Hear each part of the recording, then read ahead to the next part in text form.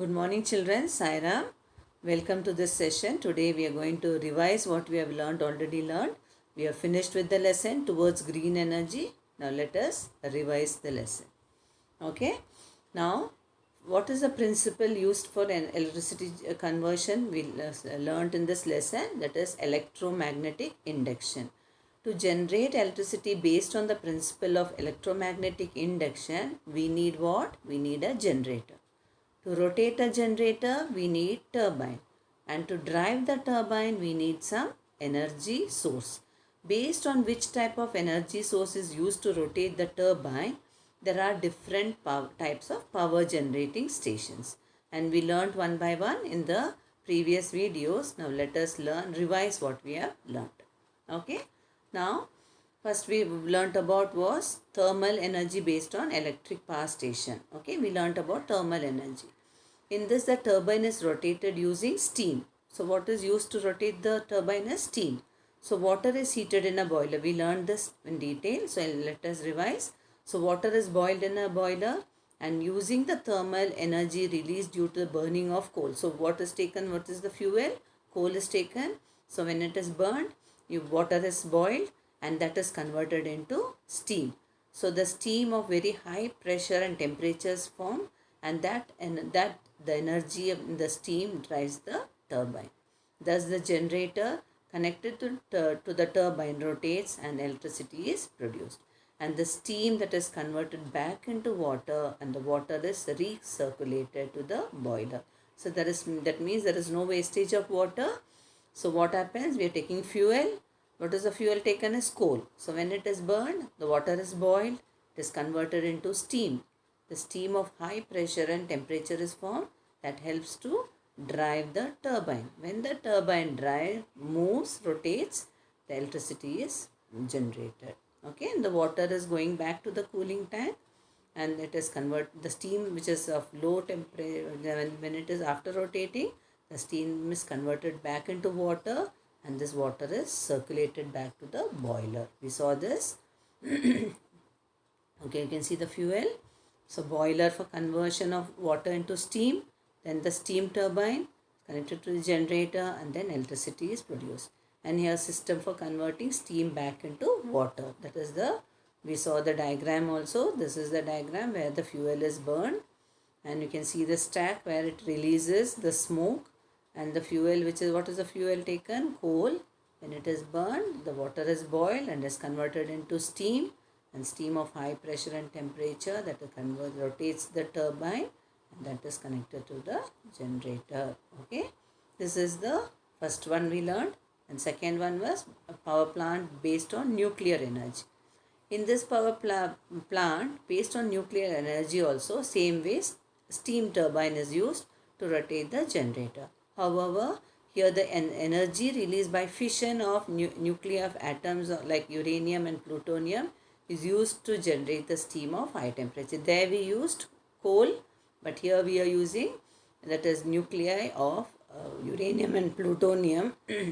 That is, the fission reaction takes place and then you get steam of high pressure and temperature. The energy of the steam rotates the turbine, which in turn rotates the generator, producing electricity. So fission reaction takes place. Now we have learned about what is fission reaction.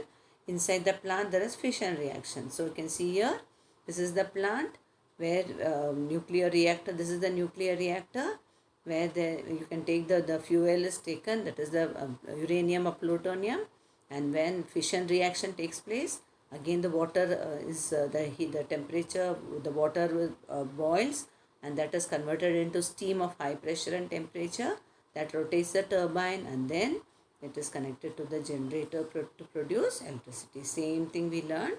Now let us revise here. Nuclear reactor for nuclear fission, then system for steam generation from water, then steam turbine connected to generator to produce. Here also what is the fuel taken? Uranium or plutonium. And here also system is there for converting steam back into water. Same way, only the fuel taken is different. Okay, you can see what is the what happens in the nuclear fission reaction. When neutron is bombarded with atom of uranium 235, It absorbs the neutron and it converts into its isotope uranium-236, which is very unstable, and it will be converted into atoms of barium and krypton through the process of fission, releasing how many electrons? 3 electrons. And energy is also 200 MeV energy is also released. The 3 neutrons generated in this process cause fission of 3 other uranium-235 atoms, releasing more energy. You can see in the diagram how one neutron bombards with uranium-235 to form uranium-236, which is unstable. It form barium and krypton and 3 neutrons. This 3 neutron again will take fission reaction, will combine with uranium-235, then it will become uranium-236, and again energy is released with 3 neutrons. So this continuous process, this is a fission reaction of which takes place inside the nuclear reactor. This we have learnt in detail in the video. The third type what we learned is power generation plant based on energy of natural gas. We learned this about the natural gas. In this what happens?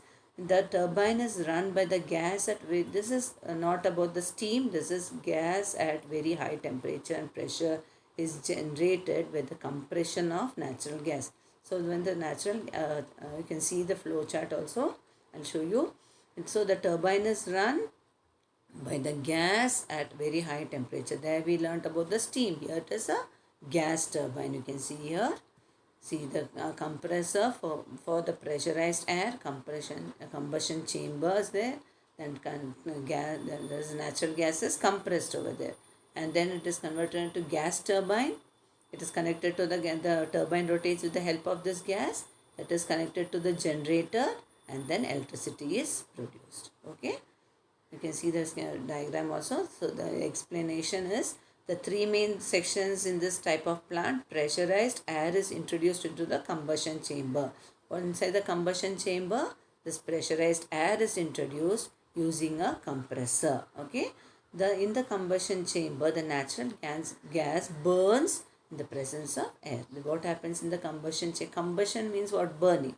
In the combustion chamber, this natural gas burns, okay, in the presence of air. Then a gas is of very high temperature and pressure is generated in this combustion chamber, and that rotates the turbine. In turns, it runs the turbine. The turbine then drives the generator to produce electricity. So what is here? The gas turbine. So when the natural gas is introduced into the combustion chamber, it is burned with the help of the presence of air. Then a gas of very high temperature and pressure is formed, and that helps to rotate the turbine, and which in turn produces electricity. Understood this, children? Let us go to the next. You can see here, this is a combustion chamber, and where gas is burned, then you can get the gas chamber, and this gas turbine which rotates the turbine rotates with the help of this high pressure of gas, and that is connected to a generator, and then electricity is produced. These 3 were not green energy because they had some drawbacks. We learnt about the disadvantages. You can see in the previous video. So go through the textbook to learn all the disadvantages of these 3 power plants. Now we are coming to the green energy. Which 3 we learnt as green energy? We learnt about hydroelectric energy, wind energy, and solar energy. Because they are renewable, so they are called as the green energy. So in hydroelectric energy, kinetic energy of flowing water or the potential energy of water reservoir is the conventional source. So I told you always, when the water is stored in the dam, there is potential energy.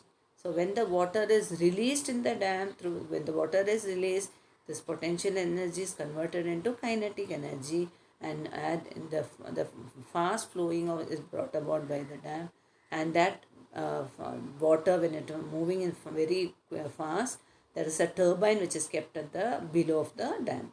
The turbine rotates, and then the kinetic energy is converted. It drives this turbine, and this turbine in turn drives the generator to generate electricity. So what is the main concept here? Potential. When stored water is there, potential energy. Then when water is released, then kinetic energy.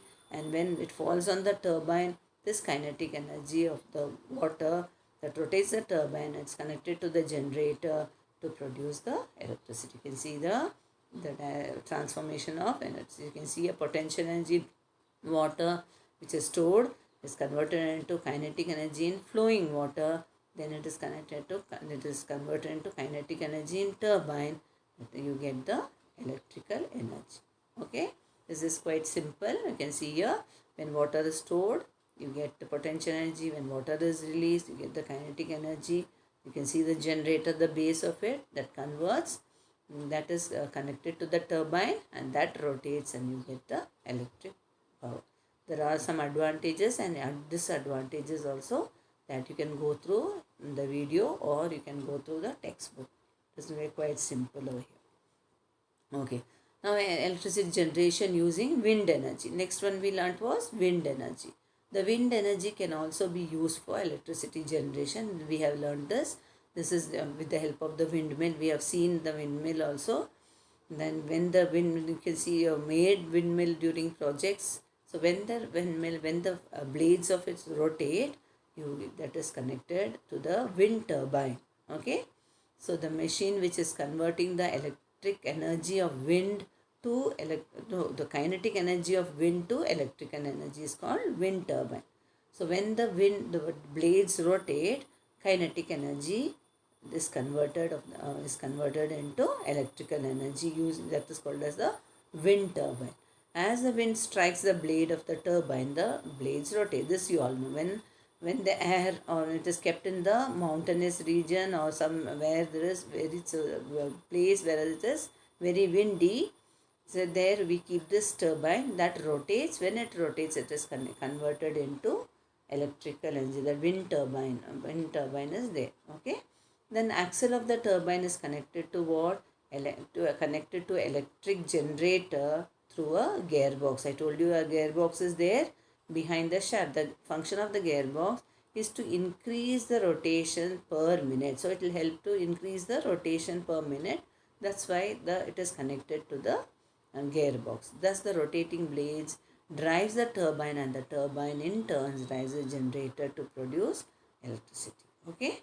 Same way you can see in the diagram also, there is the blade, it is connected to the gearbox, and then it is connected to the generator. When the blades, the air with high velocity comes and it rotates the blade, that is connected to the gearbox, and that helps to increase the rotation per minute, and that is connected to the generator, and then you get this is the schematic of windmill. This is the way we take we get the electric energy from wind. Okay. And the last one what we learned was electricity generation with the help of solar energy. There are two methods of getting solar energy. This one was with the direct method, that is using photovoltaic cell.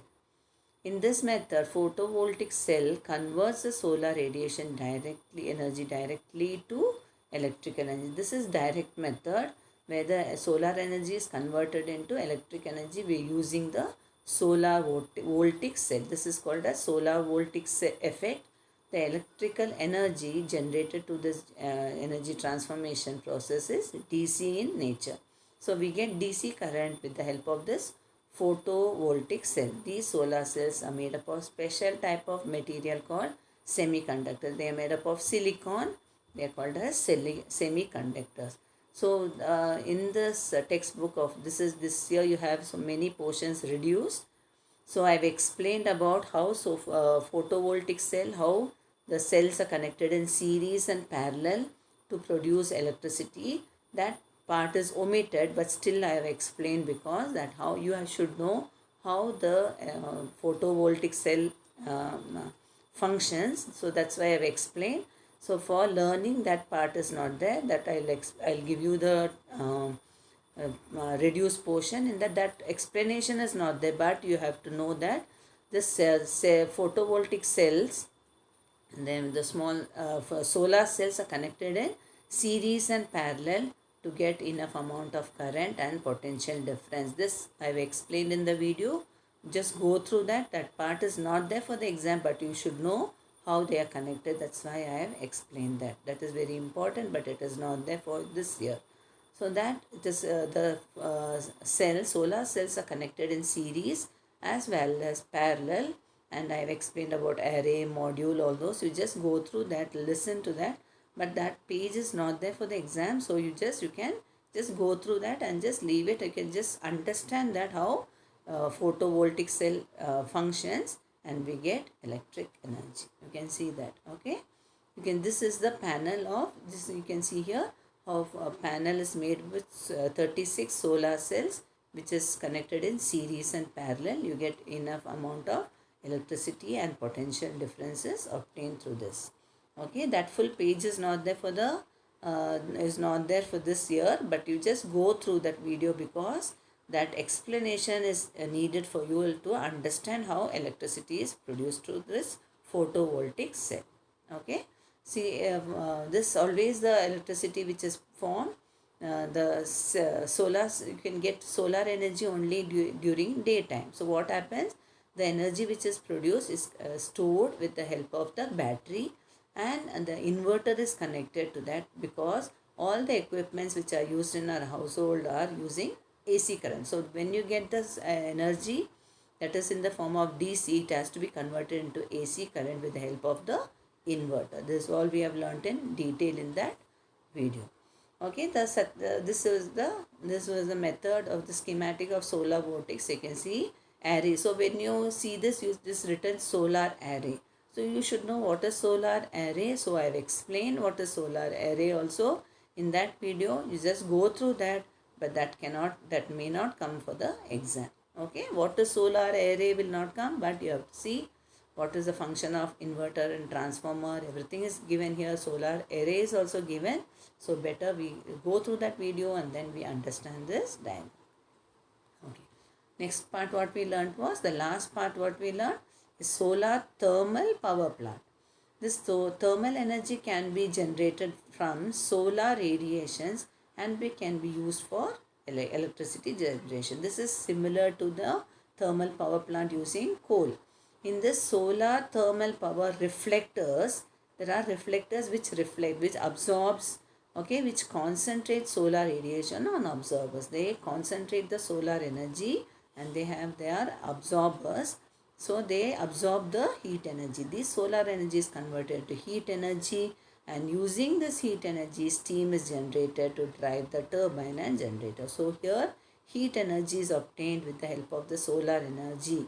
Solar radiation is absorbed and it is converted into heat energy, and this heat energy helps to rotate, generate. So you can see the diagram also. Heat energy is the steam. Here also heat energy, steam.